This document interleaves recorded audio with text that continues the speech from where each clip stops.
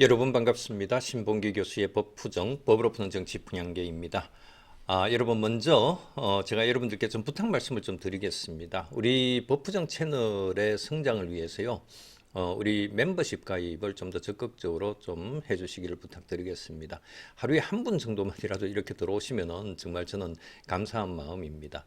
그리고 지금 여러분들께서 거기 그 채널의 그 멤버십 종류가 여러 가지가 있는데요. 4,990원 제일 밑에 있는 거 그것만 하면 돼요. 월 4,990원이니까 그게 뭐 큰 부담 되겠습니까? 제 채널을 즐겨 보시는 분들께서는 그런 의미에서 그렇게 해주시길 부탁드리고, 제가 좀 비싼 금액들을 이렇게 둔 이유는요. 진짜 제 채널이 진짜 10만 채널, 100만 채널 이렇게 성장하기를 바라는 마음에서 한동안 그 정도, 적어도 한 10만 정도 갈 때까지는 제 채널을 응원해 주시겠다 하는 이런, 진짜 그야말로 진짜 공의로운 뜻에서 그렇게 제 채널을 응원해 주시겠다 하는 이런 의지가 있으신 분들께, 그런 분들께 이런 기회를 좀 만들어 놓으려고 그렇게 한 것이니까요. 그것에 대해서는 여러분들 전혀 구애받지 마시고 월 4,990원짜리 그것만 하면은 저는 충분합니다. 그러니까 여러분들 뭐 제가 시작하면서 이런 말씀 드려서 정말 죄송합니다. 자, 바로 방송 들어가도록 하겠습니다. 오늘 다루고자 하는 내용은요, 네 가지인데요. 가장 먼저 말씀드리고 싶은 것이 윤상현 의원이 드디어 참회록을 썼다라고 하는 것, 그거 의미가 정말 상당히 큰 것이라고 저는 생각이 들어요. 그리고 윤상현은 그야말로 찐윤이잖아요. 그죠? 형님 하듯이. 뭐 권력자에게 완전히 가장 먼저 찰싹 달라붙는 그런 성향을 가지고 있는, 뭐 본인이지만 혹시라도 제 방송을 듣는다면은 조금 뭐 불쾌할 수도 있겠지만은 뭐 우리가 밖에서 보는 시각은 그러니까요. 어쨌든 그랬던 윤상현조차도 지금 장동혁에 대해서 이건 지금 더 이상 지금 그런 식으로 운영해서는 안 된다. 지금 자리를 내놔야 된다. 적어도 비대위로 넘어가야 된다라고 하는 이런 취지의 참여력을 썼다. 참여력 쓰면서 본인이 이때까지 잘못한 것에 대해서 그렇게 사과하는 이런 글을 썼다고 하는 것은 상당히 큰 의미가 있다고 하는 것입니다. 본인이 그렇게 했다고 하는 그 자체가 바로 무슨 의미냐? 장동혁보다도 훨씬 더 찐윤이잖아요. 본인이 이렇게 참여록을 썼을 정도면은 장동혁 대표는 더더욱이 당신이 뭔데 윤어게인을 지키겠다고 이렇게 버티느냐 라고 하는 이 의미거든요. 그렇게 여러분들이 받아들이셔야 된다는 거예요. 윤상현이라고 하는 사람 한 사람이 참여록 썼다로 해서 끝날 문제가 아니고, 윤상현도 썼는데 윤상현보다도 더 윤어게인 윤석열 전 대통령하고 거리감이 있는 그런 장동혁이가 왜 윤어게인을 지키겠다고 그렇게 버티냐라고 하는 이 의미로 여러분들이 이해를 하셔야 된다는 겁니다. 자, 그 다음에요. 두 번째 말씀드리고 싶은 것이 당명 개정에 대해서, 원래 오늘 최고위원회의 월요일 날 9시 있잖아요. 여기서 결정을 해가지고 전국위원회, 뭐 상임전국위원회 이렇게 해가지고 당명 개정 두 개 중에 한 개로 하겠다는 거 아니에요. 그죠? 그렇게 했는데 결국 어제 긴급 그 최고위원회를 열어가지고 거기에서 일단 지금으로서는 바꾸는 게 오히려 불리하다. 우리가 그렇게 비판하고 했던 것이죠. 그죠? 그렇게 비판했던 거, 그것을 결국은 이제 수용을 했어요. 사실상 수용이죠. 뭐 다른 이유를 지금 뭐 시간이 없다는 이런 이유로 해가지고 했지만은 바로 그것을 우리 그 외곽에서 비판하는 것, 그것에 대해서 수용을 해서 결국 당명 개정을 후퇴했다. 지방선거 이후에 바꾸겠다. 이런 식으로 지금 입장을 바꿨어요. 그 자체가 무엇이냐? 우왕좌왕하면서 당이 중심을 못 잡고 있다는 거죠. 그래서 뭐 지금 지도부 붕괴의 하나의 사인이다. 이것도 하나의 신호다. 이렇게 우리가 볼 수 있을 것 같아요. 그 다음에 이제 민주당이 지금 아주 막 그냥 그 힘을 가동을 시켜서 그렇게 사법개혁 3법이라고 하는, 사법 악법이죠. 그죠? 악법 3법이라고 하는 것을 밀어붙였는데 지금 뭐 본회의까지 지금 통과를 시키려고 하는 지금 그런 태세입니다. 지금 뭐 공포까지 이어지는, 본회의 가결 공포까지 이어지는 이것이 지금 카운트다운이 사실상 들어갔어요. 그런데 이것을 저는 조금 더 일찌감치부터 이것을 막을 수 있는 그런 기회가 충분히 있었다. 그런데 당내의 다툼으로 해가지고 당내 정적 제거하는데 그 정력을 쏟다 보니까 이 사법악법 3법 바꾸는 것, 법외국제 등등 이런 것들 바꾸는 것에 대해서 그것을 막지 못한 데 대한 책임을 져야 된다. 누가 져야 되느냐? 지금 국힘의 지도부, 장동혁 지도부가 이 부분에 있어서 책임을 져야 된다라고 하는 말씀, 이걸 제가 분명하게 말씀을 드립니다. 여기에 대해서 이것을 지금 세 번째 주제로 꼭지로 해서 여러분들께 말씀드릴 테고요. 그 다음에 드디어 한동훈이 정치 재개는 뭐 지금 정치를 제명당했지만 지금 정치판에 있습니다. 그런데 이번 6.3 보궐선거에 출마 의지를 지금 굳혔다. 그래서 한동훈이 사실상 출마 선언한 것이다. 이렇게 저는 평가를 하고 있습니다. 그래서 한동훈이 정치 재개 지방선거 보궐선거에 있어서 6.3 보궐선거에 출마 기지개를 폈다라고 하는 이 의미를 여러분들께 말씀을 좀 드리고 싶고요. 전한길이가 한동훈 따라하기 하다가 완전히 개박살나는 그런 모습이 지금 비춰지고 있습니다. 뿐만 아니라 지금 국힘이 지금 윤석열 전 대통령에 대한 내란죄 유죄 그리고 무기징역 선고 이렇게 지금 돼 있는데 아무리 항소심 상고심까지 기다린다 하더라도 그것이 뒤바뀔 가능성은 전혀 없다. 그런데 그렇게 되면은 정당 해산이라든지 이런 형태로 지금 당장의 분위기가 지금 바뀌었죠. 어제 그저께도 벌써 그렇게 유죄 선고, 무기징역 선고가 나오자 왜 사형 선고 안 하고 무기징역이냐 하면서 자기네들은 이제 어쨌든 좀 더 강경 발언을 하면서 지금 국힘의 장동혁이 무기징역 그다음에 내란죄 유죄라고 하는 그것에 대해서 승복 못하는 국힘 당대표를 보면서 딱 저놈의 정당은 지금 정당 해산 당해도 싸다라고 하는 이런 얘기가 벌써 또 나왔어요. 어쨌든 정당 해산 심판 청구의 길로 그렇게 나아갈 가능성이 상당히 많아졌다라고 하는 점을 지적을 합니다. 그런데 그것과 함께 지금 진짜 여러분들이 주목해야 되는 것은 지금 국민의힘 자산의 한 3분의 1, 2분의 1 가까운 정도, 5분의 2 내지 3분의 1 정도 되는 그런 정도의 자산이 이번에 윤석열 대통령 뽑는 그 과정에 있어서 거기에 있어서 이거 부정선거다 그러면서 이런 위헌정당 이렇게 내란범을 배출한 대통령 선거에 대한 그런 부정선거 비용 거기에 있어서 이번에 이번 거군요. 이번에 김문수하고 그렇게 했던 내란 정당에서 후보자에게 국고 지급됐던 397억 원 그거 환수해야 된다. 국고 환수.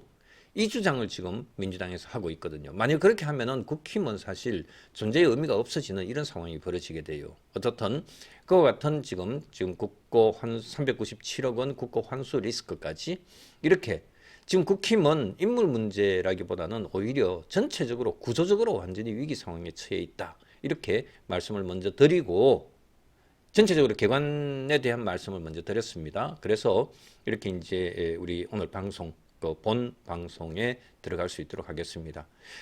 오늘은 좀 미리 사전에 뭐 좀 길게 이렇게 말씀을 드렸는데 앞으로는 이렇게까지는 말씀을 안 드릴 겁니다. 전체적으로 어떤 내용을 할 것인지 이제 전체적으로 이 방향은 여러분들 잡으셨죠? 자, 그럼 첫 번째 주제입니다. 윤상현의 참회록 그리고 윤상현의 참회록을 통해서 장동혁에게 던진 마지막 공이다 이렇게 마지막 기회를 줬다는 거예요. 윤상현이 지금 참회록을 썼다고 하는 것 그 자체는 정말 큰 의미를 부여를 할 필요가 있습니다.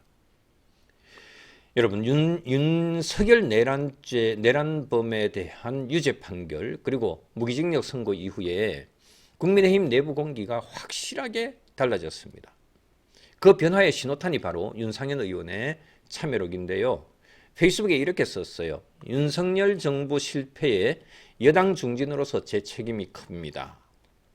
국민께 깊이 참여드립니다. 당은 처절한 자기 반성에서 다시 시작해야 합니다. 이렇게 이제 이게 뭐 길게 썼습니다만은 이게 가장 핵심적인 내용이에요. 윤상현이 누굽니까? 거리로 나가서 탄핵 반대를 주도했던 사람이에요. 아스팔트 거구와 가장 밀착했고 누구보다 윤석열과 가까웠던 이른바 찐친윤 아닙니까? 그죠? 바로 그랬던 윤상현이 먼저 고개를 숙였습니다. 이 장면의 정치적인 의미는 진짜 단순하지가 않아요. 이거는 개인의 반성 문제가 아니라 이거는 당 지도부를 향한 공개적인 압박이라는 겁니다. 말을 바꾸면 이렇습니다. 내가 먼저 참여했다. 그럼 대표 인원은 뭐 하냐? 윤상현보다 윤석열과 덜 가까운 장동혁 체제에서 가장 깊숙했던 인물이 바로 먼저 사과를 했다는 것은요. 장동혁으로 하여금 사과하고 자기 자리를 내놓고 비대위 체제로 바꾸고 진짜 그야말로 지방선거 전시 태세로 태세 전환해야 된다라고 하는 이 명분의 기회, 명분을 만들어준 것이라는 거예요. 윤상현이 자기가 참여함으로써 장동혁에게도 나도 이런데 당신도 참여해라. 그래서 당대표 자리 내려놔라 라고 하는 이런 명분을 만들어준 것이라고 이렇게 저는 판단을 합니다. 지금 국힘은요. 진짜 그야말로 사과도 하지 않고 절연도 하지 않고 그 다음에 책임 주체도 완전히 진짜 그야말로 방어적 투사로 해서 다른 사람들한테 다 책임도 분산시키고 있는 그런 장동혁 모습이죠. 윤석열 이후에요. 전략이 통째로 지금 아무 무전략이 전략인 이런 정당의 상태입니다. 그래서 제가 분명하게 말씀드립니다. 장동혁 대표는 첫 번째 공개적으로 참여해야 됩니다. 윤상현보다도 더 강한 톤으로 참여를 해야 됩니다. 그리고 두 번째, 당대표직에서 물러나야 합니다. 그리고 세 번째, 즉시 비대위 체제로 전환해야 합니다. 국힘은요, 장동혁의 사유물이 아니죠. 개인의 자리가 아니라 공당입니다. 지금 장동혁 본인의 어떤 체면보다도 당의 생존이 먼저입니다. 지방선거 말하기 전에요. 정당으로서 최소한의 책임부터 회복하라는 그런 의미로 제가 말씀을 드리는 거예요. 윤상현의 참여로는요. 그것이 끝이 아닙니다. 이제 시작입니다. 그야말로 지금 제가 볼 때는요. 나경원도 참여해야 돼요. 그 다음에 김기현도 참여해야 돼요. 주호영도 참여해야 돼요. 등등. 모두 다 지금 줄줄이 참여를 해야 됩니다. 윤상현이 지금 신호탄입니다. 아마 저 부산에 진짜 그야말로 친찐윤이라고 할 수 있는 장제원이 지금 살아있었다면은 오히려 윤상현보다 먼저 참여록을 썼을 거예요. 장동혁 대표 참여해야 됩니다. 이미 이제 윤상현의 참여록을 시작으로 해서 공이 이미 장동혁에게 넘어갔습니다. 당신 자리보다 지금 국힘의 자리가 국민의 힘이라고 하는 것이 먼저예요. 국힘을 살려야 됩니다. 국힘이 지금 국힘의 이름을 바꾸려고 해서 완전히 지금 국힘을 사당화시키려고 거구당으로 만들려고 하다가 결국 그거조차도 못하고 지금 실패했잖아요. 예? 실패하는 지금 지경에 이르렀잖아요. 그 국힘이 당신 자리보다도 더 우선이라고요. 지금 결단하지 않으면요. 진짜 그야말로 역사가 당신을 정리를 할 겁니다. 자요. 그 다음에요. 진짜 전륜을 거부하고 당명 바꾸려고 하는 것들도 후퇴하고 하는 그런 모습을 보면서 지금 국힘에서 벌어지는 일을 보면은요. 이거는 단순한 혼선으로 이렇게 보여지지가 않아요. 이것은 지도부의 방향 상실, 책임 회피, 그리고 정당 운영 능력 자체가 붕괴됐다고 하는 이런 모습을 보여주고 있는 겁니다. 자, 순서대로 한번 말씀드릴게요. 당명 2개로 압축해놓고 어제 긴급 최고위원회를 소집을 해가지고 지방선거 이후에 그 추가적인 논의를 하겠다. 이런 식으로 결정을 했죠. 이거는 자기 혼선입니다. 제 발에 지금 지가 걸려가지고 있는 이런 상황입니다. 엎어졌습니다, 이미.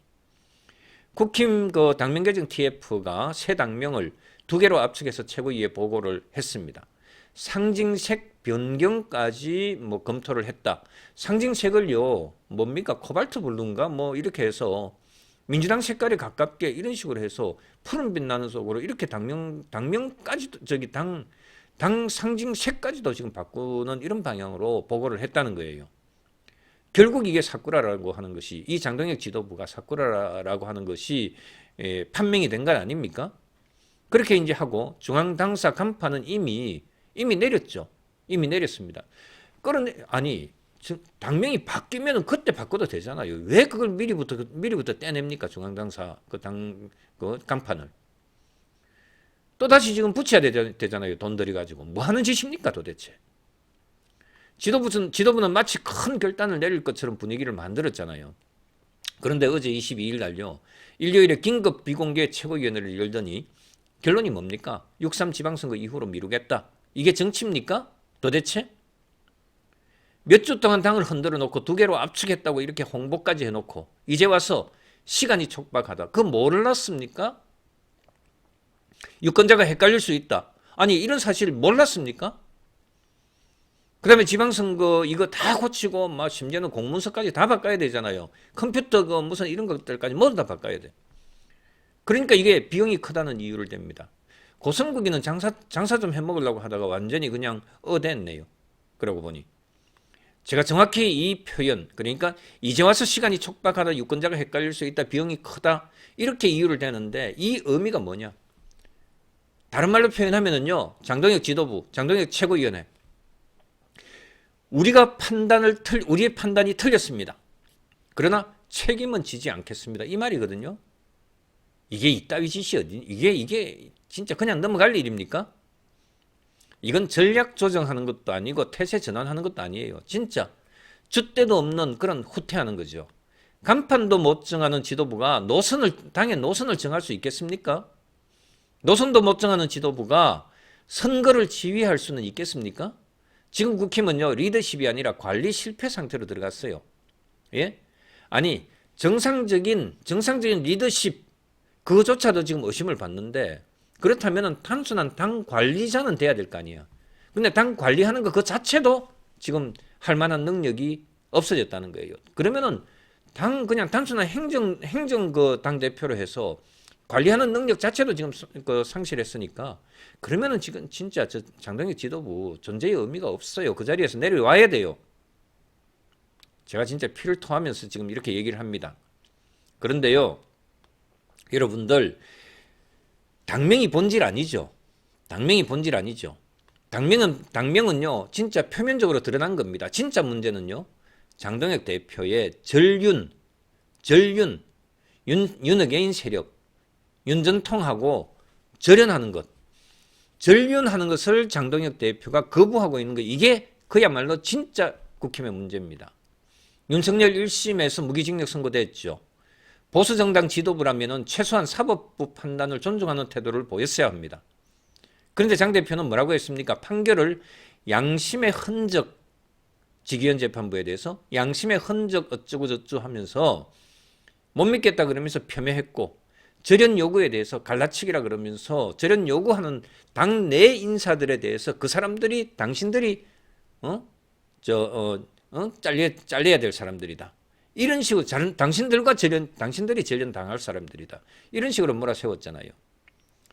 이렇게 하면은요, 국힘은 스스로 무슨 선언을 한 것이 무슨 의미인 줄 압니까, 이게? 우리는 법치 보수의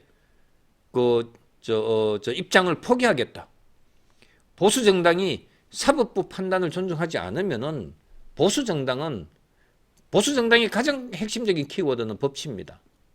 그런데 헌법 존중이고 법치입니다.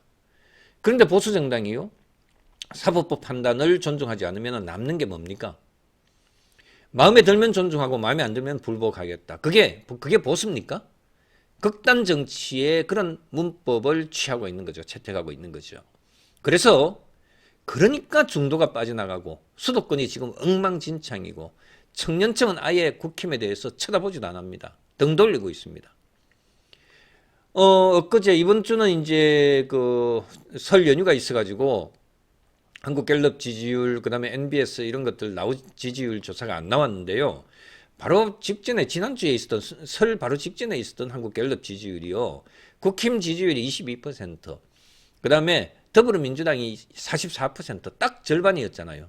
완전히 민주당이 더블 스코어로 이기고 있는 그런 상황이었어요. 그것뿐만 아니라 중도 무당층은 완전히 3배 이상이 민주당 쪽이에요. 이걸 어떻게 지금 이런 결과를 지금 보고 있습니까? 이런 최악의 상황에서 지도부가 내린 결론은 당명은 선거 뒤로 하겠다. 이게 진짜 의미는 이런 겁니다. 이런 겁니다. 뭐냐 하면은 윤석열과는 못 끊겠다. 절규는 못 하겠다. 그런데 지지율이 두렵다. 그래서 아무것도 안 하고 일단 미루겠다. 이거밖에 이런 의미예요. 이게 정치입니까? 이게 정치하는 것입니까? 이게 장동혁의 정치입니까? 장동혁의 정치가 바로 이런 것입니까? 겁먹은 관리 행정을 하는 것에 불과한 것이죠. 그런데다가요, 장동혁이 이제 흔들릴까 봐서 바깥에서 또 힘을 보태주는 집단들이 있죠. 원외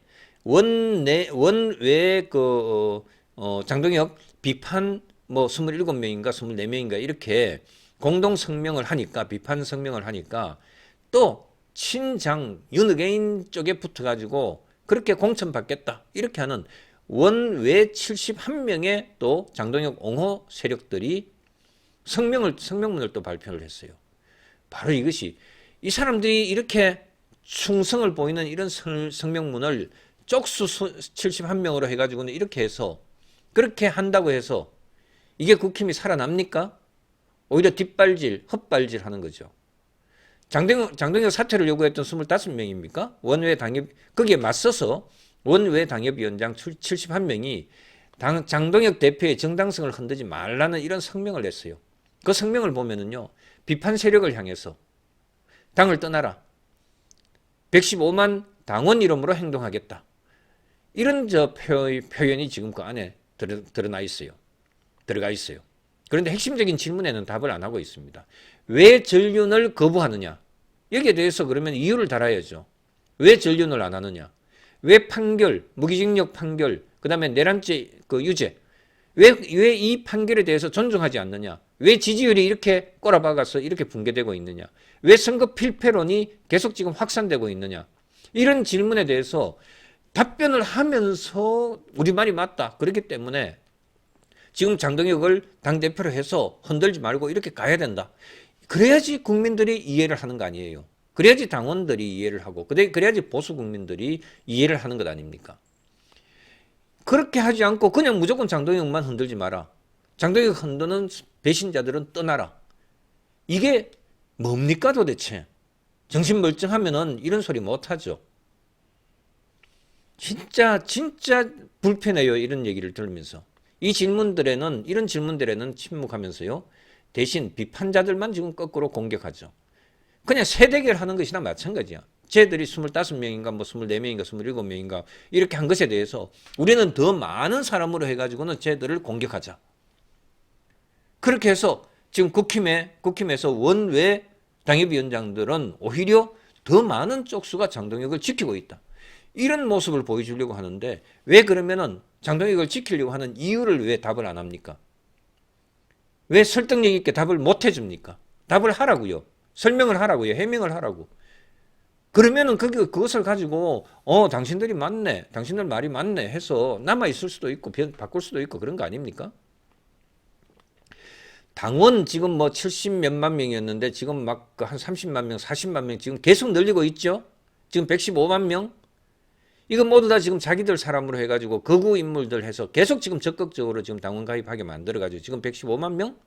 어쨌든 110만 명인가 뭐 어쩌고 저쩌고 지금 그러고 있는데, 이게 모두 다 지금 이게 투표로 갈 걸 대비해가지고 지금 거구 인물들 계속 지금 당원 가입을 하게 만든 그 숫자 아닙니까? 당원을 방패로 삼아서 지도부를 감싸는 이런 정치를 하고 있다는 거죠. 충성 경쟁으로 위기를 덮으려고 하는 이런 정치를 한다는 거죠. 이게 통합입니까? 무능한 그 정치의 공동 방어선을 구축하고 있는 것이다. 당원은요, 지도부의 방패가 아니에요. 방탄복이 아니에요. 당원은 결과로 심판하는 주권자입니다. 잘못하면은 당원이 아웃시킬 수도 있는 바로 그런 주인입니다. 당원이 주인이에요. 당대표가 주인이 아니라고요. 사퇴를 이제 요구했던 25명, 저는 이들이 정말 국민의힘에서 남아있는 그야말로 보수 정당의 체면을 세우고 국민들로부터 그래도 보수 정당으로서 국힘에 이런 사람이라도 있다, 이런 사람들이 그래도 국힘 안에 있다, 이것을 보여주는 거, 이 의미로서 제가 사퇴를 요구한 25명 이들에 대해서 저는 되게 높이 이들의 입장을 제가 존중합니다. 전현직 당협위원장 25명이 정확히 말했습니다. 사법부 판단 존중하라. 비판을 분열로 몰지 마라. 당을 민심 입안의 늪으로 밀어넣지 마라. 그리고 사퇴하라. 이게 이들의 핵심적인 내용입니다. 저는 이들의 전현직 당협위원장 사퇴 요구한 장동혁 대표 사퇴 요구한 25명 이분들의 이 입장을 저는 아주 존중합니다. 그렇기 때문에 이분들 이름을 제가 하나하나 제가 존중한다는 의미에서 이분들 이름을 제가 하나하나 여러분들께 호명을 하겠습니다. 저 따위 71명 저런 식으로 거구에 충성하고 그 자리 절윤 거부하고 판결 무시하고 지지율 붕괴에 책임을 져야 되는 사람, 선거 필패에 앞장선 사람들, 이런 사람들 71명 이런 사람은 이거는 다 그냥 나중에 바꿔버려야 돼. 저는 여기에 대해서 책임 통감을 하고 지금이라도 그 당의 지방 선거의 어떤 선거 태세를 바꿔라. 당 대표의 입장을 요구하는 결단을 요구하는 이런 입장을 보여준 사람들에 대해서 저는 이분들을 존중한다는 뜻에서 이분들의 이름을 제가 한 사람 한 사람 호명을 하겠습니다. 저는 이분들의 용기, 노고에 당내의 소수 세력으로서 지금 당 지도부, 공고한 당 지도부, 징계로서 버티고 있는 윤리위 징계 카드로 해서 버티고 있는 그 장동혁 지도부에 대해서 이렇게 강경하게 맞서고 있는 이분들을 존중하는 의미에서 이분들의 명단을 한 분 한 분 제가 밝혀드리겠습니다. 서울 동대문 을의 김경진, 그 다음에 서울 송파병의 김건식, 전 서울 동대문 갑에 다 잘렸어요. 이번에 들어와가지고 장동혁한테 들어와가지고 다 잘렸어요. 전으로 돼 있는 사람들은. 그리고 전 서울 동대문 갑의 김영우 전 의원이죠. 전 최고위원인 김종혁, 여기도 당협위원장 잘렸죠. 전 서울 노원을의 김준호, 충북 청주 서원의 김진모, 그 다음에 경기 구리의 나태건, 그리고 전 세종시당위원장인 류재화, 그 다음에 전 인천 서구 갑의 박상수, 전자 붙은 사람들이 모두 다 강경하게 비판했던 사람들이네요. 다 잘렸네요. 경기 안산을의 서정현, 서울 서대문을의 송주범, 서울 광진을의 오신환 전 의원, 그 다음에 전 인천 서구갑 대행의 이용창, 그 다음에 서울 강동을의 이재영, 그 다음에 서울 성북갑의 이종철, 인천 부평을의 이현웅, 서울 동작갑의 장진영, 대전 서구갑의 조수연, 경기 용인을의 최진웅, 경기 안양 만안의 최도닉, 경기 화성병의 최영건, 인천 계양을의 최원식, 전 조직부총장 함경우, 그 다음에 서울 마포을의 하문경, 서울 노원갑의 현경병, 노원구청장을 했었나요? 그 다음에 의원을 했었나요? 정치평론가 했던 바로 그 현경병이죠. 이거는요, 제가 이렇게 이분들의 이름을 한 사람 한 사람, 이 사람들은 저는 투사고 보수를 살리려고 하는 그 투사로서 저는 인정을 하기 때문에 이분들의 이름을 제가 기록으로 남기기 위해서라도 이렇게 이름을 제가 호명을 하는 겁니다. 이건 계파 싸움이 아니에요. 그래도 이 당 안에 상식 있는 사람들이 남아있다고 하는 그런 증거입니다. 이분들은 정권을 공격한 게 아니에요. 정당을 살리기 위해서 지도부의 책임을 요구한 것입니다. 오늘요, 2월 23일 의총한다 그러죠? 이게 공식적인 의원총회, 의원총회 지금 한다는 거죠. 오늘 이제 월요일이니까 공식적인 정식 매주 정례 최고위원회도 할 거고 의원총회도 하겠다는 거예요. 이거는 단순히 지금 문제를 봉합하는 자리가 아니고 결단하는 자리가 됐으면 좋겠습니다. 의총이 열리죠. 형식은 당명 수년하겠다. 그렇게 하는 당명 결정하는 거 그걸 수년하겠다 하는 이런 보고 형식이라고 하지만은 본질은요, 지도부 신뢰 문제입니다. 중진들도 수도권 의원들도 이제 말을 하기 시작했어요. 장 대표가 완전히 요지부동이다. 이대로는 안 된다. 선거를 포기한 것 아니냐. 여기서 또 봉합 얘기가 나오면 그건 해결이 아니죠. 패배를 미루는 그런 기법밖에 안 되는 거예요. 그래서요, 장동혁 대표는 지금 두 가지를 동시에 지금 잃고 있는 상황입니다. 잃어버리고 있는 상황입니다. 민심의 신뢰를 잃었고 내부의 권위를 잃었습니다. 그렇기 때문에 내부에서 더 이상 장동혁은 그 선거로 단승돼 가지고 있는 그 임기가 있는 자리이기 때문에 당 대표 자리를 스스로 사퇴하지 않는 한, 또 최고위원회의가 와야 되지 않는 한 그 자리에 있는 것, 그것 때문에 어쨌든 당 대표 자리에 있는 것이지, 내부에서 어느 한 사람, 우리 대표님, 권위 있는 대표가 되지 못하고 있죠. 당직자들로부터도 장동혁이 물러나야 되는데, 이런 얘기들이 지금 모두 다 수근수근 다 지금 되고 있습니다. 이게 지금 당 내의 분위기입니다. 당명도 못 정하고 노선도 못 정하고 책임도 못 지는 지도부가 지방선거를 지휘한다? 이건 선거가 아니라 자해 행위입니다. 제가 분명히 말씀드립니다. 장동혁 대표는 사퇴해야 돼요. 지도부는 비대위 체제로 전환해야 됩니다. 이게 대표 개인의 자존심 문제가 아니라 정당의 생존 문제입니다. 버티는 리더십, 이게 강한 리더십이 아니죠. 책임지는 리더십이 바로 조직을 살린다고 이렇게 말씀드릴 수 있습니다. 오늘 의총에서요, 필요한 말은 딱 한마디예요. 필요한 말은 딱 한마디예요. 의총의 의원들은 대표님, 당을 살리려면 내려오십시오. 비대위로 갑시다. 그 다음에 장동혁 대표는 결단을 내리고, 자, 대표 최고위원회는 오늘로 마감합니다. 제가 사퇴하겠습니다. 비대위로 갑시다. 제가 버티는 것도 이것으로 오늘로 끝입니다. 이렇게 나서주기를 바랍니다. 이게 오늘 딱 필요한 말입니다. 정말 화가 나요. 자, 이제 민주당에서 얘기하는 그 사법개혁 부분 좀 얘기를 하고, 우리 한동훈 얘기는 이 이후에 얘기를 합시다. 사법개혁 3법 부분도 사실은 국힘에서 커버를 할 수 있었어요. 막을 수 있든지 아니면 좀 더 지연시킬 수 있다든지 이런 것들 충분히 할 수 있었습니다. 그런데 안 막았어요. 장동혁 대표 안 막았어요. 이거는 못 막은 게 아니라 안 막은 겁니다. 왜? 당내 주도권 때문에. 당권 싸움 한다고. 당내 정적, 미래의 정적을 미리부터 잘라내기 위해서 그거 싸움 한다고 이걸 사법개혁, 악법이죠. 사법 악법 3법 이거 민주당에서 밀어붙이는 거 이거 막을 수 있었는데도 못 막은 게 아니고 안 막았어요. 우리 법부정에서도 여러 차례 다뤘던 내용이죠. 다뤘던 내용입니다. 소위 법왜곡제, 재판소원제도, 대법관 정원 이 부분에 대해서는 우리가 여러 차례 다뤘던 겁니다. 제가 또 특히 재판소원제도라든지 대법관 정원이라든지 이렇게 하게 되면은 사실상 대법원의 어떤 권위가 떨어져요. 우리 헌법상의 최고법원으로서 최고법원이라고 하는 명칭을 딱 두고 있는데 우리 헌법에서 명시적으로 규정하고 있거든요. 그렇게 하는데 그 위에다가 헌법재판소를 둔다는 것으로 해서 이게 사실은 헌법 체계하고 잘 안 맞아요. 이런 저는 이제 헌법재판소에 있었고 하기 때문에 이 부분에 있어서 제가 너무나 전문가적으로 이 부분에 있어서는 잘 간파를 하고 있잖아요.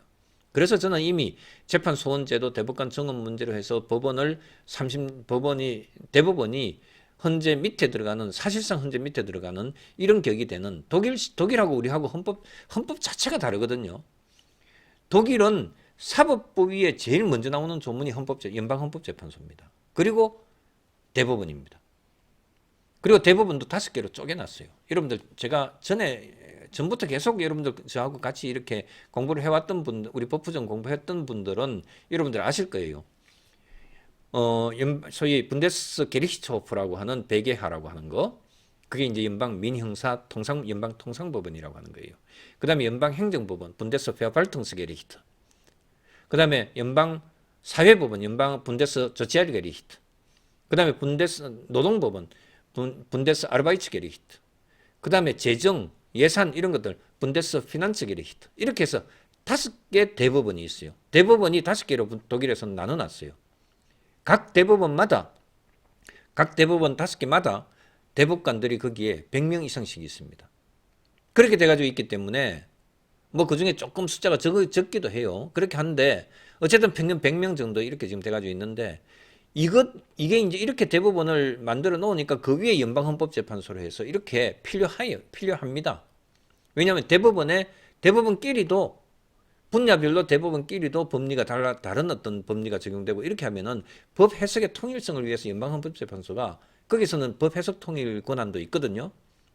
그런 해석 권한이. 그러니까 연방헌법재판소가 더 상위에 놓이는 거죠. 그런데 우리 같은 경우는 우리 같은 경우는 밑에서 지방법원, 고등법원, 대법원 해서 이렇게 피라미드 구조로 되어 있는데 피라미드 구조로 대법원이 이미 법원의 판례의 통일성을 이미 구축하고 있는데 헌법재판소가 한 게 딱 위헌 문제로 있어서 이 헌법재판소는 특별재판소예요. 그런데 이걸 이 위에다 땡겨 놓는 거 이거는 지금 현행 우리 헌법하고도 다르고 독일의 연방헌법재판소하고 시스템이 달라요. 이런 것들에 대해서 누가 여러분들께 지금 방송에서 제대로 이것을 여러분들께 해설을 해주겠습니까? 그런데 뭐 제가 오늘은 그 얘기를 집중적으로 하고자 하는 것은 아니니까요. 이제 뭐 일단 요 정도로 넘어갑시다. 지금 민주당에서 그 밀어붙여가지고 국회에서 이제 법사위에 법외국제 재판소원제도 대법관 정원 이 문제에 있어서 이 법을 통과를 시켰어요. 법사위에서. 이제 본회의에서 강행 처리 가능성이 아주 높아졌습니다.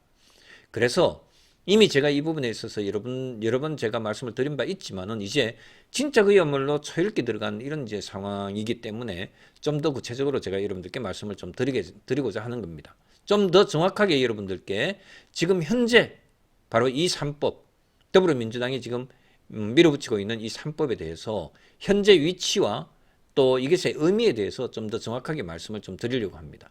지금 민주당은 좀 전에 말씀드렸듯이 법외국제 신설하겠다, 재판소원제도 도입하겠다, 대법관 정원을 골자로 한 사법개혁 3법, 자기들은 뭐 민주당 쪽에서는 사법개혁 3법이라고 얘기를 하는데 사법악법 3법이죠 사실은.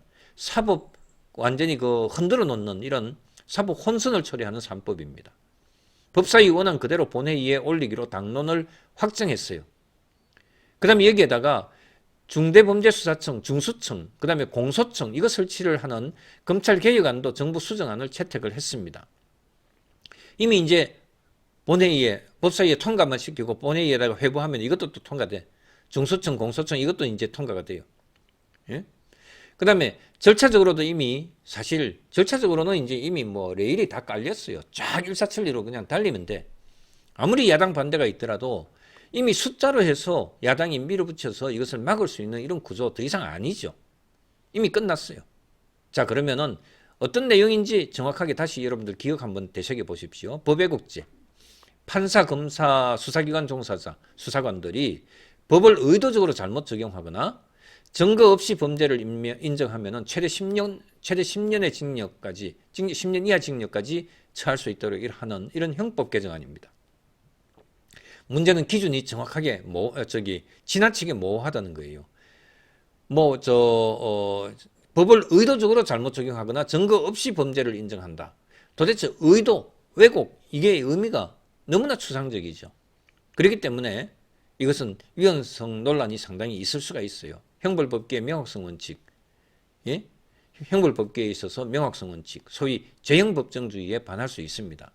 그런데 이제 독일에도 있는 그 제도이기 때문에 이제 입법 제도 자체의 의미가 다르다는 것에서 독일에도 있긴 있는데 우리는 이제 이게 위헌성 다투면은 이게 위헌으로 갈 가능성은 상대적으로 저는 높진 않다고 봐요. 법외국제에 대해서 도입하는 데 있어서. 다만 이제 독일 같은 경우는 법외국제 하면은 처벌받는다. 2년 이하 징역인가 그렇거든요. 독일은. 우리는 지금 10년 이하 징역으로 해놨잖아요. 판사, 검사, 수사관들에 대해서. 그렇기 때문에 독일에서는 이런 식으로 판검사들이 이와 같이 법외국제 때문에 형사처벌 받을 수 있다고 하는 이 규정을 둠으로 해서 재판을 공정하게 하도록 유도하는 것이고 실제 이것 때문에 처벌받은 사람은 이 제도 도입된 이후에 5명인가 이렇게밖에 안 돼요. 역대로. 몇십 년 동안. 지금까지. 그런데 우리나라는 이걸 어떻게 하겠다는 겁니까? 이걸 도입해가지고 자기들이 마음에 안 드는 법관들, 검사들, 수사관들에 대해서 형사처벌하겠다는 거죠. 그러니까 이건 의도 자체가, 제도 도입 의도 자체가 다른 거죠. 그렇기 때문에 사실은 위헌성 논란은 상대적으로 적다 하더라도 개념에 있어서, 왜냐하면 독일의 사례가 있기 때문에 그래요. 그런데 운용하는 데 있어서 운용 의도가 다르기 때문에 이건 자의적으로 집행 가능성이 있다. 그래서 이것이 위헌 논란이 있는 거예요. 이 부분에 있어서 헌재에서 결론은 어떻게 나올지, 이것이 저는 소위 한정위원이라든지 한정합헌이라든지 해서 이런 형태로 법외국제 도입 규정에 대해서 헌재에 가게 되면 그런 식으로 날 가능성이 있겠다 생각이 들어요. 이러한 식으로 해석하는 한, 적용하는 한, 그렇다면은 위헌이다 하면서 그렇게 과잉 적용을 못하게 이렇게 헌재에서 결론 내릴 가능성이 있다는 겁니다. 자, 그 다음에요. 재판소원제도 재판에 대해서 헌법소원 다시 또 하겠다는 거, 헌법소원 대상으로 하겠다는 거 아니에요? 제 친정인 헌법재판소가 사실은 이제 뭐 조직 확대하고 하는데 이런 데 있어서는 녹아났어요. 완전히 녹았어요.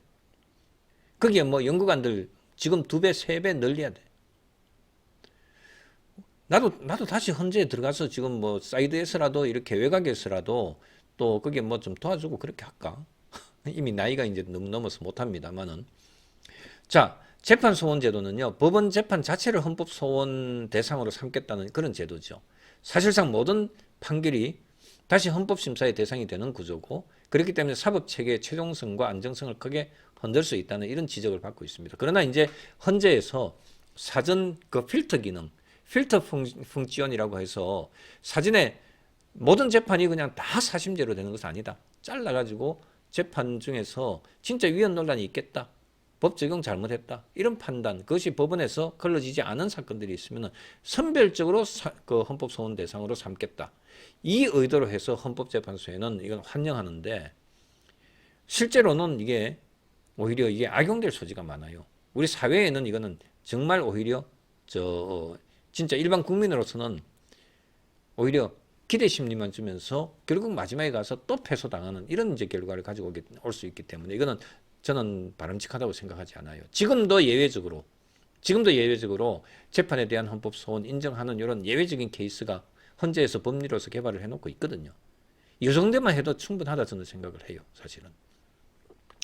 자, 그 다음에 대법관 정원 이 부분은요, 단순히 업무 분산이 아니라 인사구조 자체를 통째로 지금 재편하는 이런 방향이다. 지금 현재 그 444 해서 3개의 재판부가 있는데 444 3개를 또 더 하겠다는 거 아니에요. 1년에 매년 4명씩 해가지고 부 하나씩 더 만들겠다는 거 아닙니까? 누가 임명합니까? 이재명 대통령이 임명해요. 그러면 대법원은 완전히 넘어가요. 예? 이재명 대통령 대법관들로 구성이 임명하는 대법관들로 다수가 그렇게 갑니다. 그러면 조희대 대법원장 아무리 지금 버티고 해도 그만둘 수밖에 없는 그런 상황이 생길 겁니다. 어쨌든 그런 우려가 있어요. 법조계나 대법원 변호사단체, 법관 대표회의까지 공통적으로 여기에 대해서는 경고를 내놓고 있어요. 사법부 독립 훼손한다. 정치 권력에 의한 판검사 압박 가능성 심각하다. 그리고 정권 교체 때마다 보복수단으로 악용될 위험성이 있다. 그러면서 그렇게 비판을 하고 있습니다. 결국 이 3대 그 악법은요, 사법개혁 악법은 정의구현보다 권력의 재배치로 읽힐 그런 소지가 크다는 겁니다. 그런데 여기서 반드시 짚어야 할 대목이 있습니다. 민주당이 밀어붙이는 책임은 분명한데요. 그런데 이 입법을 사전에 늦추거나 수정할 수 있는 정치적 기회를 스스로 날려버린 쪽은 국힘입니다. 그리고 그 전략 실패의 한 80%는 장동혁 대표한테 책임이 있다고 저는 봐요. 야당의 역할은 이런 입법에 있어서 악법이 있으면 야당의 역할은요, 악법을 막아야죠. 아니면 속도 조절을 할 수 있도록 해야죠. 아니면 수정안을 관철시키도록 이렇게 협상을 하고 해야죠.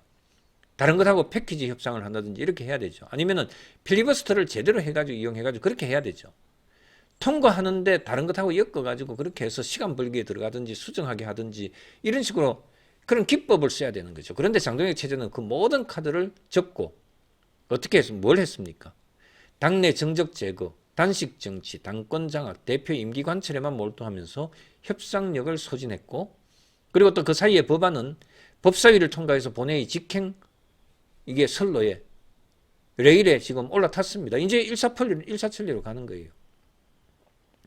이제 와서 민주당의 뭐 입법 폭준이 뭐 이런 식으로 해가지고 지금 와서 그것을 뭐 외쳐봤자 아무 의미가 없어요. 이미 놓쳐버린 싸움의 뒤늦은 변명입니다.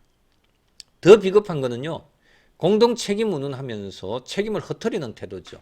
권력을 독점한 대표라면은요, 성과든 실패든 모두 다 본인이 책임져야죠. 80%라 그랬잖아요, 제가. 현실적으로 남아있는 길이 많지 않아요. 법 시행 이후에 위헌법률 심판 청구 재청 신청해가지고 그렇게 하든지 헌가 사건으로 가든지 아니면 헌법 소원, 즉 법률에 대한 헌법 소원 해서 헌바 사건으로 가든지 헌법재판소에서 그렇게 다투는 방법밖에 없는데 이미 사전에 국회에서 장동혁 국힘에서 이것을 막을 수 있었는데 그것을 못 막고 지금 계속 이렇게 떠넘겨 놓으니까 국회에서 막을 수 있었던 사건을 헌재로 떠넘기게 된 거죠. 미리 리더십이 없으니까 이런 상황으로 그렇게 간 겁니다. 그 다음에 당내 정적 축출한다고 그렇게 당내 싸움에만 몰두하다 보니까 싸워야 할 때 민주당을 향해서 그 다음에 이런 악법 만드는 데 있어서 싸워야 할 때 싸우지 않고 협상해야 할 때 권력놀이 노름을 하고 한 이런 결과가 바로 지금 국민이 치르게 되는 거예요. 여기에 대해서 책임져야 되죠. 장동혁이. 자, 이제요. 한동훈하고 전한길 얘기를 좀 하겠습니다. 그 다음에 397억 그 국고 환수 국힘의 국고 선거 비용에 들어간 397억 원 국고 환수 관련해서 좀 말씀을 드릴게요. 좀 간단하게 말씀을 드리겠습니다. 한동훈 정치 재개 모드가 이제 사실은 저는 벌써 전환이 됐다고 그렇게 보거든요. 한동훈 얘기부터 먼저 하십시다. 이제 좀 분명해졌어요. 한동훈이 본격적인 정치 재개 모드에 들어갔습니다. 이제까지는 뭐 정치 재개를 안 했다고 볼 수는 없습니다만은 27일이죠. 금요일 대구 서문시장 방문 예정입니다. 그 일정 이거는 그냥 민생 행보가 아닙니다. 며칠 전에요. 벌써 언제입니까? 한 2주 됐나요? 장동혁 체제를 그 공개적으로 서문시장에서 그랬잖아요. 장동혁이 왔을 때 자기들이 버스 한 차 내려가지고는 이렇게 해서 왔다 갔다 하면서 막 뭐 밀립니다 하면서 막 옆에서 이런 식으로 엄청나게 몰린 것처럼 카메라 가까이 대고 이렇게 했는데 실제로 이런 거 다 지금 SNS 다 돌고 있어요. 예? 유튜브에서 쇼츠로 해가지고 다 돌고 있어요. 위에 있는 건물에서 찍은 그 장동혁의 한 움큼 무리, 그 무리가 저거들끼리 자기 그 당원들끼리 이렇게 당직자들끼리 한 차 와가지고는 그 사람들끼리 밀리니 뭐 밀지 말라느니 이런 식으로 해가지고 그런 식으로 하는 그 쇼 하는 거 그거 멀찌감치 해서 주민들이 상인들이 쳐다보고 하는 그것들 예? 그것들 다 찍혀가지고 있잖아요. 얼마나 장동혁 체제가 서문시장에서 외면을 당했느냐. 여러분들 아시죠? 다 알고 있어요. 정말 몰창피를 당했어요. 장동혁이. 몰창피를 당했어요. 그냥 그것만이 아니라 아이고 어찌 그따위로 하냐고 그냥 대놓고 그 자리에 정면으로 그냥 쏘아붙이고 하는 그 상인들의 모습. 거기에서 장동혁의 얼굴 봤습니까? 그 옆에 있던 이인선 또 대구시당위원장 어쩔 수 없이 옆에 따라 붙었지만은 이인선 대구시당위원장조차도 본인이 정말 괜히 실언을 한마디 했다가 또 얼마나 홍역을 알았습니까? 이런 상황에서 바로 한동훈이 서문시장에 보수의 상징 공간인 서문시장에 직접 들어가겠다 이렇게 했어요.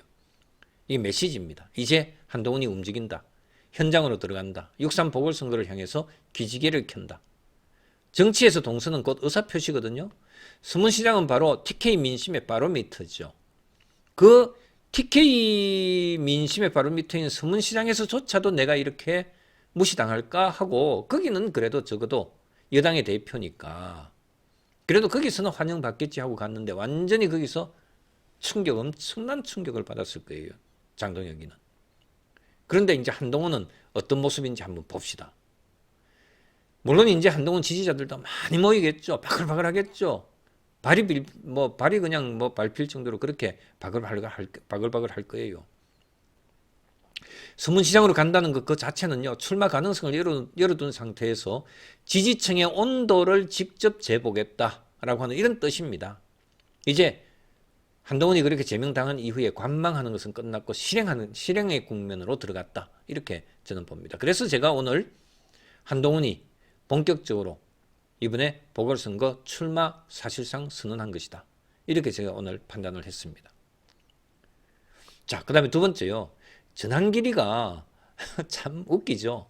전한길이가 한동훈 콘서트 그거 보고 지도 한번 윤어게인이라고 하는 뒷배경이 있으니까 한번 윤어게인 콘서트 한번 해보겠다 하고 전한길이가 그렇게 해서 했어요. 그죠? 그런데 완전히 꼬라박았습니다. 거구 유튜버 그 전한길 참 우리 경북대 출신이라고 하는 것 때문에 제가 창피합니다. 그래도요, 여러분, 경북대학교 출신 전한길이가 이 짓을 하고 있는데 그래도 경북대학교 교수인 비록 이제 이번 주 끝나면은 제가 이제 명예교수로 바뀌어요. 이제 퇴임을 합니다만은 정년 퇴임을 합니다만은 전환길 모교의 교수로 있던 사람이 제가 그래도 정신 멀쩡 차리고 올바른 정신을 가지고서 여러분들과 함께 한다는 그 자체로서 여러분들이 우리 경북대학교 욕은 하지 마십시오. 우리 경북대학교 뭐 상당히 진보적인 이런 인물들도 많고 합니다만은 저 같은 사람들도 많이 있습니다. 네. 자, 거구 유튜브 전환길이가 한동훈 토크 콘서트가 67분 만에 1만 천석 매진되자 맞불 콘서트를 기획했지만은 표가 팔리지 않아서 사실상 좌초 상태입니다. 500 뭐 몇 개 팔렸다. 뭐 한 5천석 만석 된다 그랬던가? 이게 현실이에요. 온라인 선동과 실제 민심은 다릅니다. 더 심각한 거는요. 전환길이 3.1절 자유음악회를 띄우면서 최시원이라고 되게 유명한 어떤 그 무슨 이런 연예인인가 봐요. 저는 잘 모릅니다. 미안합니다. 최시원을 끌어들여서 정치적 상징으로 그렇게 최시원 보기 위해서라도 사람들을 오게 만들려고 이렇게 지금 한 것 같아요. 그런데도 500 몇 개밖에 안 팔렸어요. 좌석이. 연예인의 SNS 문장 하나를 억지 해석해서 개념 연예인으로 포장하고 거구 집회에 참석하도록 하고 그러면서 최시원이라고 하는 이 연예인 하나 가지고 사람들을 더 참석하게 만드는 이런 방식. 이게 말이 참 완전히 진짜 안쓰럽다는 느낌이 들어. 이런 식으로 해가지고 동원하는 거 이게 참 불쌍하다는 생각이 듭니다. 그래서 뭐 SM 엔터테인먼트 뭐 여기서 무슨 허위 사실이니 조롱이 뭐 이런 것들에 대해서 논란이 있는 저 최시원이라고 하는 이런 연예인인데 거기에 있어서 뭐 법적 대응 선언하고 뭐 이렇게 지금 논란이 있어요. 솔직히 말하겠습니다. 전환길은 이제 퇴장해야 됩니다. 보수 회복에 아무 도움도 안 돼요. 오히려 브랜드만 국힘이라고 하는 브랜드만 갉아먹습니다. 윤어게인이라고 하는 것이 더 부정적으로 국민들로 하여금 느끼게 만드는 그 브랜드입니다. 그 얼굴입니다. 그 몰골입니다. 전환길이 안 나오는 게 좋아요. 전환길이라고 하는 이름 자체가 보수에서 이름이 안 나오는 게 국민의 힘을 오히려 더 살려주는 겁니다. 자, 397억 원 국고 환수 지금 폭탄을 국민의 힘이 지금 얻어맞기 직전입니다. 지금 국힘은요, 단순한 정치 위기가 아니에요. 재정적인 생존선, 재정적으로 지금 이게 제대로 유지될 수 있겠느냐 하는 이런 지금 생존 지금 선에 위에 지금 올라타 있어요. 윤석열 공직선거법 재판, 윤석열 공직선거법 재판이네요. 제가 지금 정확히 좀 헷갈렸는데 이번에 김문수 재판인 줄 알았더니 윤석열 공직선거법 재판이 아직까지 제대로 열리지도 않고 있답니다. 하지만 실제 이 사건이 벌금 100만 원 이상 확정되면은요, 국민의힘은 대선 보증금 전액 397억 원 반환해야 돼요. 당 중앙당, 국힘당 중앙당의 재산의 3분의 1입니다. 민주당은 정당 예산 압박과 함께 이 재판의 신속한 진행을 공식적으로 법원에다가 요구를 하고 있어요. 지금 국힘은요, 정치 싸움이 아니라 이런 회계적인 리스크에 있어서도 심각한 그런 위기에 직면해 있다. 이게 지금 국힘의 현실이에요. 자, 그 다음에 공관위 얘기 좀 합시다. 공관위 얘기. 정말 진짜 국힘은 왜 이런지 모르겠습니다. 이번에 이제 당명 변경하고 당명 뭐 상징 색도 바꾸겠다 하면서 코발트 블루인가 뭐 이렇게 해서 파란색 쪽으로 바꾸겠다는 거 아니에요. 그러다가 이제 일단 스톱을 했지만은 국민의힘이라고 하는 정당의 정체성이 뭐냐 하는 것이 지금 의문입니다. 그냥 국민의힘이 아니고 지금 현재 국민의힘 만들 때의 국민의힘이 아니고 장동혁이가 들어와서 바뀐 지금 국민의힘이라고 하는 정체성이 뭐냐 하는 것이 지금 저는 계속 어쨌든 의문을 가지고 있습니다. 그 중에 하나가 또 공관위예요. 공관위 구성하는 거. 국민의힘 공천관리위원회 구성을 했죠. 정말 가관입니다. 이재명 캠프 본부장 출신이 있다. 이재명 선거법 사건의 변호인 출신이 들어와 있습니다. 이런 인물들이 공관위원으로 들어와 있다는 거죠. 외부 인사 6명 중에서 2명이 민주당 진영 핵심 경력자가 2명이 들어와 있다는 거죠. 예? 이정현이 공관위원장이 당에서는 이 사람들은 과거 이력일 뿐이다. 이렇게 지금 해명하고 있어요. 그래서 그냥 이 사람들 그냥 갈 거다. 이렇게 얘기하고 있어. 국힘 안에는 국힘 안에는 변절한 사람 많다, 넘어온 사람 많다 그러면서 이 사람들도 과거를 반성하고 지금 넘어왔을 뿐이다. 정말 진짜 미치겠어요. 이런 식으로 이런 지금 답변하는 거 보면은요.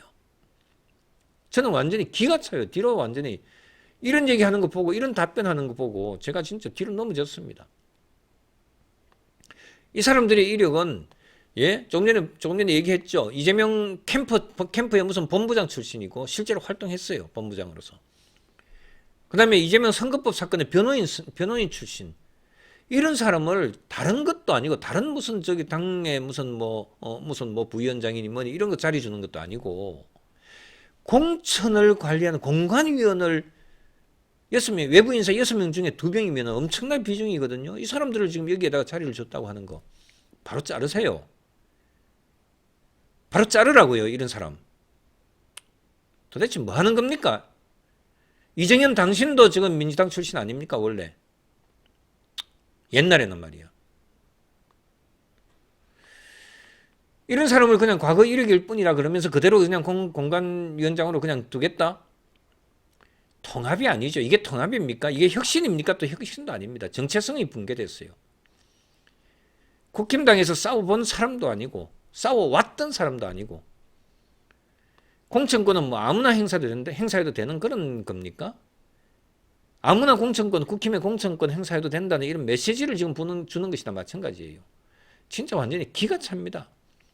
공관위가 무슨 공정성이 있다, 중립성이 있다. 이런 식으로 해가지고 지금 뭐 공천을 그렇게 하겠다고요? 이게 지금 중립적이고 객관적이고 공정하게 이렇게 공천 심사를 제대로 하겠다고요? 말도 안 되는 소리 하지 마세요, 제발. 마지막으로 전체적으로 정리를 한번 하겠습니다. 한동훈이 이제 지방선거 6.3 지방선거 때 함께 진행되는 보궐선거에 출마 선언을 사실상 하기 위해서 기지개를 켰다. 이렇게 우리가 단정할 수 있을 것 같아요.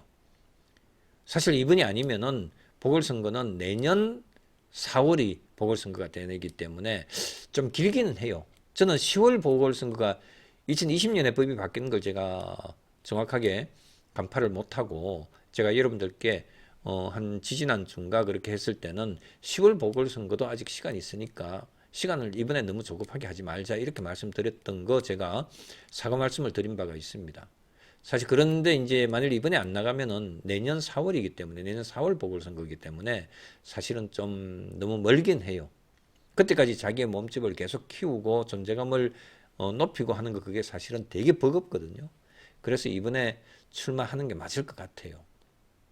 그래서 또 지금 이제 이렇게 서문시장 그렇게 이제 돌격하는 거 이것으로 해가지고 일단 그 기지개 켜는 거 이건 저는 잘하는 것이라고 봅니다.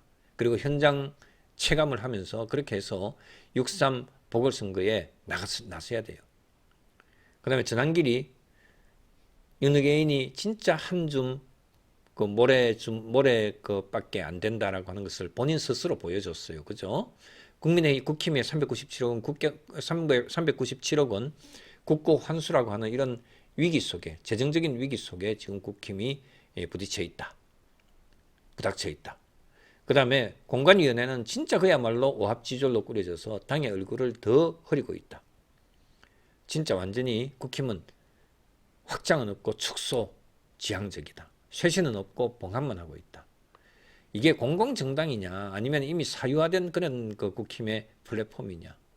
저는 국힘을 더 이상 지금의 장동혁 국힘을 진짜 그야말로 공당이라고 이렇게 평가하고 싶지가 않아요. 이거는 이미 사당화됐어. 이것을 막으려면은 당내 의원들, 특히 중진 의원들이 여기에 대해서 더 세게 나가서 장동혁 제발 그러지 마라 하고 오히려 진짜 그야말로 끌어내리든지 해야죠. 아휴, 진짜 불쌍합니다. 불쌍해. 그러면서도 뭐 다선 의원이다 그러면서 거기서 버티고 있습니까? 어깨 힘주고 있습니까? 저런 거 하나 1.5선 저런 거 하나 제대로 못 막으면서요. 제가 오늘 좀 과한 표현을 했더라도 여러분들 양해하십시오. 여러분들의 마음을 제가 대변해드리는 거 아니겠습니까? 자, 이렇게 마치겠습니다. 감사합니다.